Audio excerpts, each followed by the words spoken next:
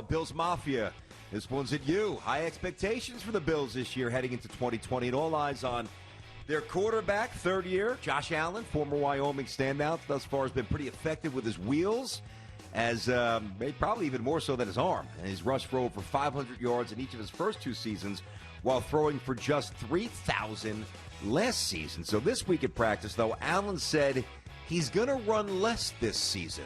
Okay, so in or out, it is a mistake for Allen to run less and to look to throw more. I'm going to say out of bounds of that, because at some point, and this is the common mantra for quarterbacks, no matter how athletic you are, at some point you got to evolve into a pocket passer. You got to be able to make your plays as they're designed and not improvising all the time just to make things happen.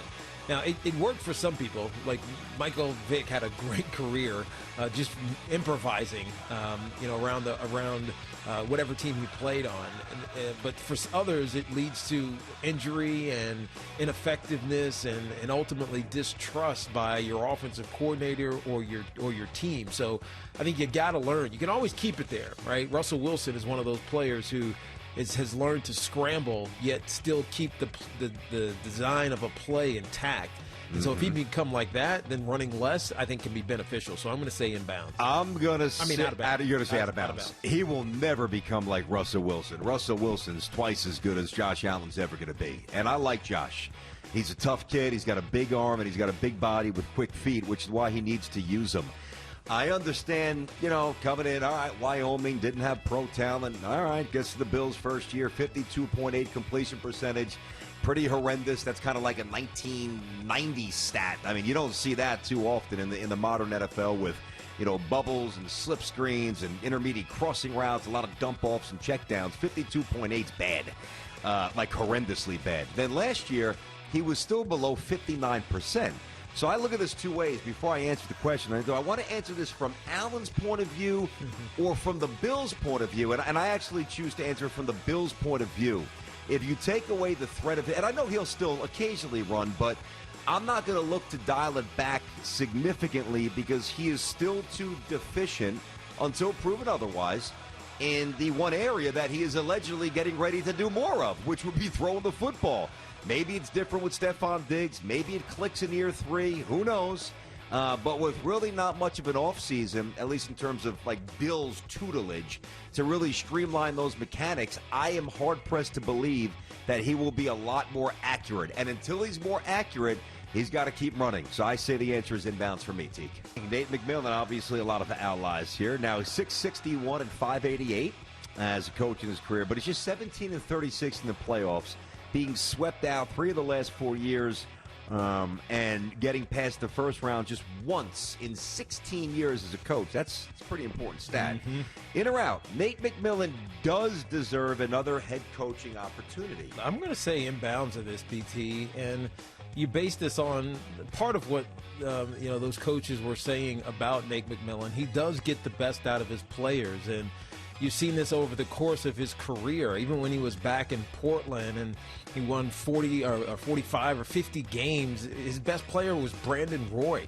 And so you go look at, right? Think about that. But by the way, Brandon Roy was a stud before he hurt his knee. That's right. Stud. But still, that was his best player. And Marcus Aldridge was young when he was there in Portland. So he's never had like an elite group of players. And bring in Greg Oden, he never really plays. So it's like he's never had this the right, makeup, like the right acceleration of talent. If that, I'm trying to put it pleasantly, but hasn't always had the ingredients. That's right. That's exactly right. It's the best way to put it. And so he does get the best out of his players. If he had superstars or a couple of them, or even a budding one, or just sort of one, maybe he goes farther in the first round. So I'm going to say inbound.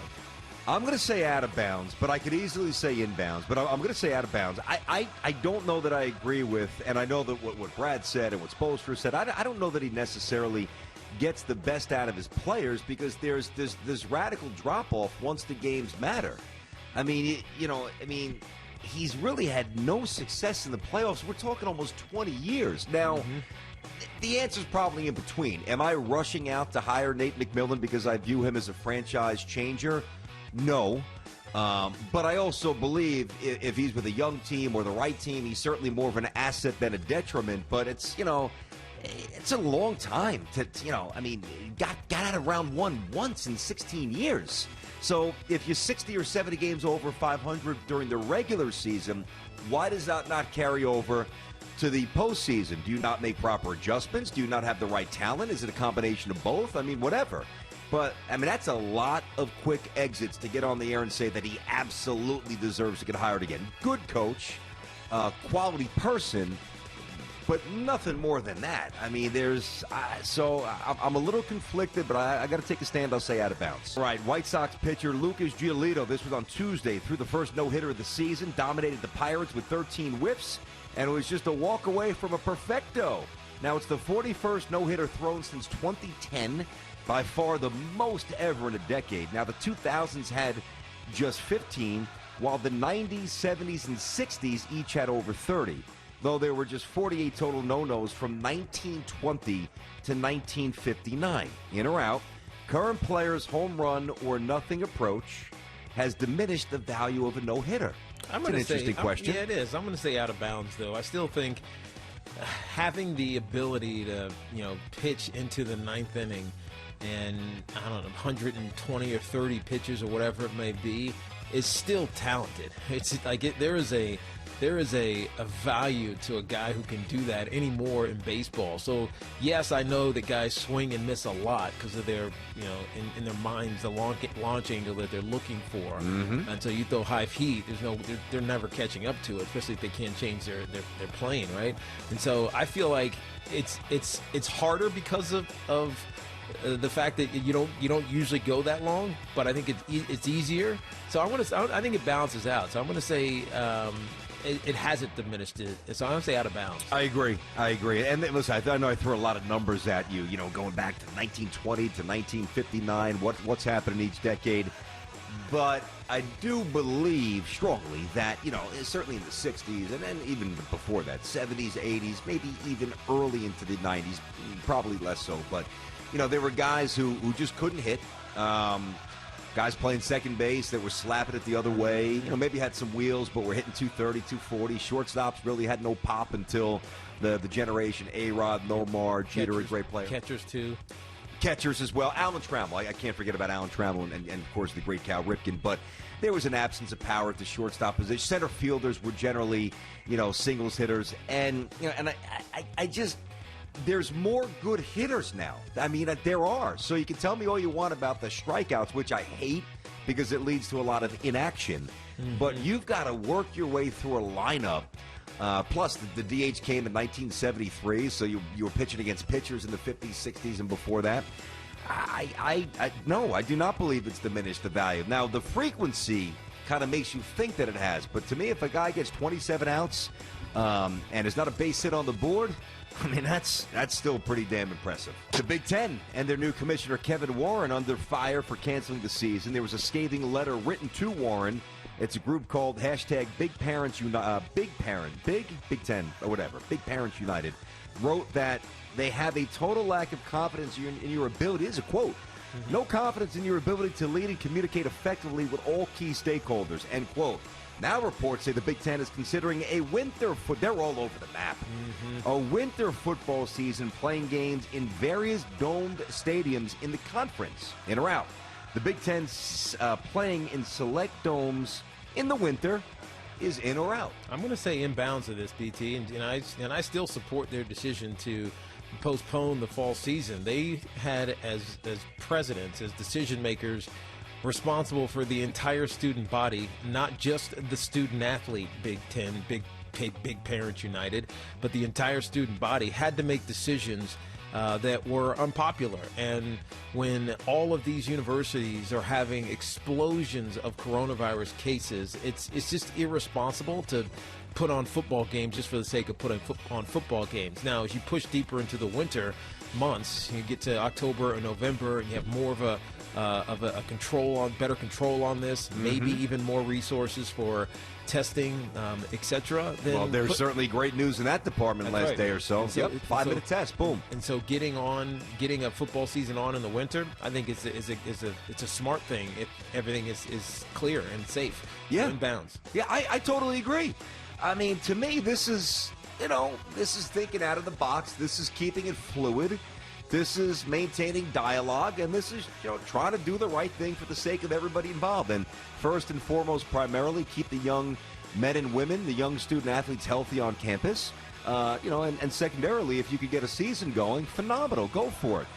There's only a couple of dome stadiums in the area that encompasses the Big Ten. One, of course, would be where the Colts play, Lucas Oil. And Northern Iowa, I believe, has a dome. There's about 2 or 3 other ones that are in the mix. Listen, be creative and don't say no until you have to. So I'm all for it. If it works, great, and I'll watch it. All right, so there's an NFL league source saying that there's currently a strong movement toward adding crowd noise in the range of 70 to 85 decibels for games without any fans. However, the sound level will be constant throughout the game, regardless of whether the home team or visiting team has the ball. So I don't know that there'll be any spikes of a sack or a touchdown. It's just going to be this undercurrent of noise between 70 and 85 decibels. But here's the question. The NFL should make the level higher when the opposing team has the ball to obviously simulate real stadium conditions, in or out. I'm going to say out of bounds because there's some stadiums where you don't really have that.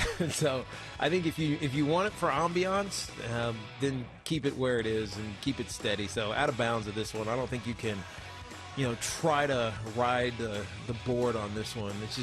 It would be complicated and there'd be issues, and maybe you'd spike it at the wrong time and guys jump off sides, and all of a sudden, what are you negating the penalty? So yeah, this is out of bounds. Can you imagine? Seriously, it's funny. Seriously, think about that. Yeah.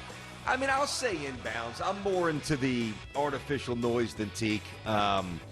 There's a buzz, and when I first started, when baseball came back, it was like, okay, this, not all of them seemed great. And, when Fox, and I give them credit for experimenting, you'd see a swath of empty seats, and there'd be a pop-up to the outfield, and it's a raucous environment, a little weird. But I would almost be in favor of this.